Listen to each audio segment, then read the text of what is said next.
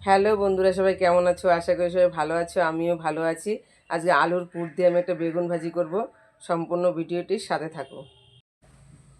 বেগুন দিয়ে বন্ধুরা আজকে একটা রেসিপি করব। তো রেসিপিটি করার জন্য বেগুনটা আমি কেটে নেব সুন্দর করে। দুটো কাঠির সাহায্যে বেগুনটাকে আমি এভাবে কেটে নেব।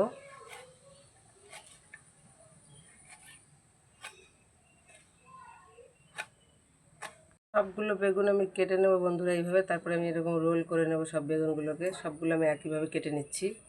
বেগুনগুলাই বন্ধুরা আমি এভাবে পিন ঢুকিয়ে নেব একটু। সবগুলো বেগুন আমি এভাবে বানিয়ে নেব।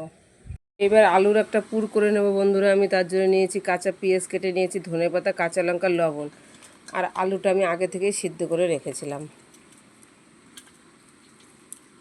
এইবার সুন্দর করে মেখে আমি একটা পুর বানিয়ে নিচ্ছি। বেগুনের ভিতরে বন্ধুরা আমি আলুর পুরটা দিয়ে দিয়েছি।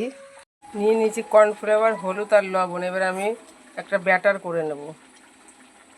সুন্দর করে একটা ব্যাটার করে নিচ্ছি বন্ধু। এবার ব্যাটারে আমি একটা করে বেগুন দিয়ে ভালো করে চুবিয়ে নেব বন্ধুরা। এবার আমি ব্রেড ক্রামে লাগিয়ে নিয়ে আবার একবার চুবিয়ে নেব।